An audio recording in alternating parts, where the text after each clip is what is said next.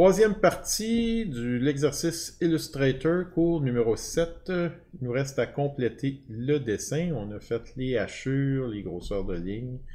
Donc, il reste à terminer les éléments à l'intérieur, la gargousse qui contient la poudre, les deux valets, le boulet est un peu plus loin. Le canon qui était ici, je l'avais caché tout à l'heure, CTRL 3, alors vous le faites réapparaître, CTRL Alt 3. Il reste comme ça, lui, on n'y touche pas. Alors, on va commencer immédiatement, on va augmenter un petit peu notre zoom ici. Puis on va faire le contenant de la poudre qu'on appelle la gargousse. Alors, je fais un rectangle, vous avez vu, je partais vraiment d'une ligne à l'autre. Je suis appuyé là-dessus. Maintenant, moi, je ne veux pas arrondir les quatre coins de façon identique. Je veux un rayon plus grand ici et plus petit aux extrémités. Donc, ce que je fais, je prends l'outil de sélection direct. Je sélectionne un point, j'appuie sur majuscule pour la multisélection et je sélectionne le deuxième point. Ensuite, je tire ici. Et dans Propriétés, le rayon apparaît, puis je vous le dis, c'est 3, le vrai rayon. Alors, je fais la même chose de l'autre côté. Un premier clic, j'appuie sur majuscule, un deuxième clic. Je tire un peu les points et je le change pour 1 cette fois. On va venir le déplacer ici du point, bon, disons du point d'ancrage jusqu'au sommet. Quoique ça peut être un petit peu dans... Non, je vais le reprendre. J'ai peur. Prenez le pas du point d'ancrage parce que si vous n'êtes pas exactement pareil comme l'autre, il va se désenligner. Alors, je le mets ici. Ah, je sais pas, j'ai de la difficulté à retrouver la position exacte. On va reprendre, attendez. Si ça ne fonctionne pas, regardez ce que vous faites.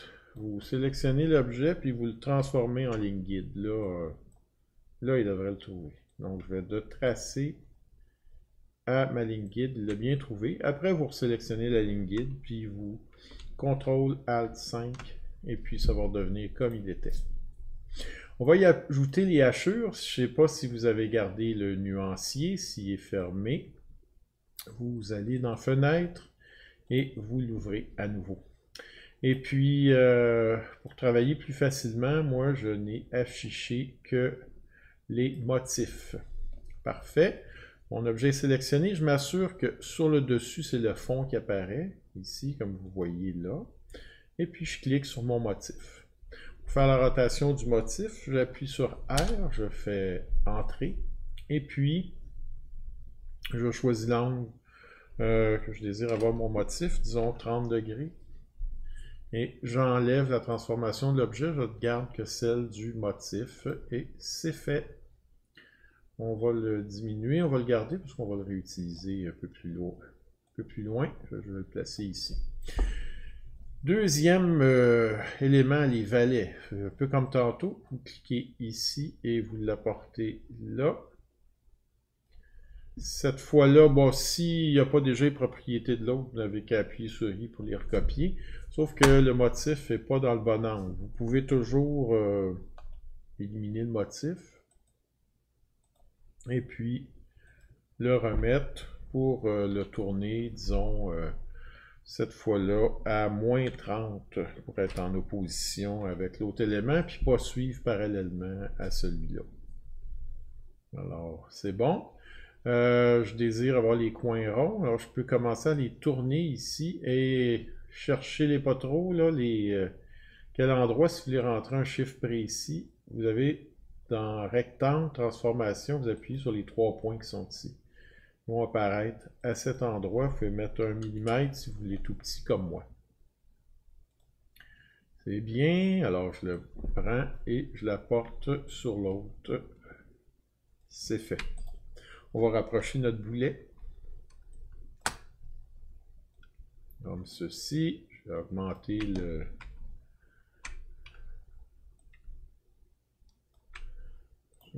Je sélectionne maintenant l'autre élément, j'appuie sur Alt et je relâche. C'est fait. Lui, on peut le laisser dans le même angle, c'est bon. On voit bien schématiquement qu'il s'agit de 1, 2, 3, 4 objets. Maintenant, mon canon qui est ici, vous voyez, je l'ai remonté un peu. Je peux encore ça, on pourra déplacer ça après. Là, je les remonte un petit peu pour me laisser de la place pour mettre le texte en dessous. Et puis, comment est-ce qu'on fait les lignes? L'idéal, c'est de les faire peut-être à côté. La première ligne, mettez-la pas mal plus longue parce que les autres vont embarquer après. Donc, je fais une première ligne. Évidemment, je ne veux pas un motif comme ça pour revenir en arrière. Vous la sélectionnez, vous appuyez sur D. En appuyant sur D, le fond devient blanc. C'est pas bon, ça, parce que le fond blanc va cacher l'objet comme je le montre en ce moment. Donc, vous cliquez tout simplement ici. C'est fait. Et puis, un point, c'est parfait. C'est intermédiaire entre ça et l'épaisseur de ligne. Ici, c'est pas vraiment un dessin technique. C'est plus un schéma. Alors, je peux accepter 3 grosseurs de ligne. Sinon, laissez-le à 0.75 si c'est ce que vous préférez.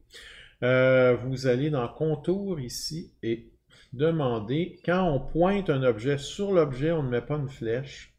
On met une bulle comme ça, et moi je les préfère au centre de la ligne. C'est fait. Alors je peux prendre le tout maintenant, en sélectionnant comme ça. J'appuie sur CTRL pour avoir accès au point. Et je viens le porter sur un premier, à peu près au centre, ici. C'est bon. On va maintenant recopier l'objet. À partir d'ici, en passant, si vous trouvez ça trop compliqué de faire ça parfait, écoutez, contentez-vous de faire ça comme vous le pensez, là, le mieux possible, et puis ça va être bien accepté. Et je vais mettre le dernier, comme ceci. Là, moi, je voudrais que mes lignes, là, je suis une recherche esthétique un peu là, de ma présentation, je veux que mes lignes soient tous parallèles, le texte tout à la même longueur. Alors, je vais m'ajouter des lignes guides, observez bien comment. Cliquez une première ligne ici, comme cela, quoique celle-là n'est peut-être pas nécessaire, mais en tous les cas, on va la conserver. Et puis, je déplace ma ligne à peu près à la distance que je voudrais que les lignes suivantes augmentent. Fait que une première. Ensuite, je fais CTRL-D, CTRL-D. Ces lignes-là, je les transforme en ligne guide. CTRL-5. Je vais aussi transformer celle-là tout de suite en ligne guide. Vous allez voir pourquoi après. CTRL-5. Et puis là, puisqu'il s'agit de ligne guide, je vais trouver facilement les 3 autres intersections qui sont ici. Celle-ci, je l'ai déjà, j'en ai pas de besoin. Alors, pour indiquer mes intersections, je vais bêtement là, mettre des cercles. J'appuie sur Alt pour partir du milieu, puis la majuscule pour faire un beau cercle. Là. Et puis, j'en fais 1, 2 et 3. Voilà, j'ai mes intersections maintenant. Alors, c'est parfait. Ces lignes guides-là, on peut... Bon, je vais les supprimer. Je les ai supprimés. Voilà. C'est pas plus important que ça, vous allez voir. Et puis, pour les autres lignes qui sont ici, je vais cacher la première qui est là. Celle-ci. Et puis, vous voyez, je fais une sélection avec la flèche blanche de ça et ça. Je peux le déplacer comme ceci, puis l'amener au centre. Voilà, et de une. Je fais réapparaître les autres lignes. Je fais redisparaître celle-ci pour l'instant. Oh, celle-là aussi. CTRL 3. Et puis, je sélectionne les 2 éléments et je le ramène ici. Et vous voyez, il trouve le centre. On va faire ça avec la dernière. Donc, CTRL 3 pour le faire disparaître. Je sélectionne celle-ci, toujours avec la flèche blanche. Je le rapporte ici. Et je trouve mon centre. Je pense qu'il est dessus. Il ne l'indique pas, mais on a oublié qu'il est dessus. C'est beau. Alors, CTRL Alt 3 pour faire tout réapparaître. Ces cercles-là, je n'en ai plus besoin. Je vais les supprimer. C'est beau. Et pour faire réapparaître ça dans le vrai monde, CTRL Alt 5. Donc, j'ai mes points qui indiquent le texte. Maintenant, je vais taper le texte. Pour taper le texte, eh bien, vous tapez le texte comme ceci et vous écrivez vos éléments. Moi, je suis un petit peu paresseux, là, je l'avais préécrit pour ne pas perdre de temps dans la démonstration. Et voilà, ils sont ici. Je vais les monter. Excusez. Je vais réaugmenter mon zoom. Puis, je vais supprimer. On va arranger ça après. Alors, je vais placer le premier. En fait, c'est le premier, c'est celui-ci. On a besoin d'augmenter beaucoup. Je vais les approcher là, pour travailler plus facilement. Bon. Alors, vous voyez, le premier, je peux prendre le point ici quand j'approche plus et trouver l'intersection. Je vais l'arranger final à la fin, vous allez voir. Ensuite, le valet pour favoriser l'action de la poudre, c'est ici. Le boulet, c'est ici. Et finalement, mon dernier texte, c'est ici. Vous pouvez, ce que vous pouvez avoir fait, là, c'est les avoir tapés à part, là, comme ceci, un après l'autre, puis vous venez les porter ensuite. Et puis finalement, moi je veux que tout soit bien déplacé progressivement. Je sélectionne mon texte et je regarde, non, c'est un trop gros déplacement. Je vais aller dans mes préférences et changer ça pour 1 mm. Vous pouvez aussi changer cet élément-là, attendez, quand rien est sélectionné, ici. Vous voyez, incrément clavier, 1 mm à cet endroit-là. Donc, je recommence, je sélectionne mon texte et je le tasse comme ça, comme ça, comme ça et comme ça. Ensuite, pour ajuster les longueurs de ligne, je viens juste cliquer au sommet et puis à 1 mm près, là, on est pas mal. Je vais placer tous les éléments. Celui-là ici, un petit peu plus long, et celui-là ici. Bon, quand j'ai terminé, je peux descendre, là, voir le résultat final. Cette fenêtre-là, nuancier, j'en ai plus besoin, je vais la fermer. Il me reste à centrer mon dessin, comme d'habitude. CTRL 0, CTRL A, CTRL X, CTRL V. Mon dessin est centré.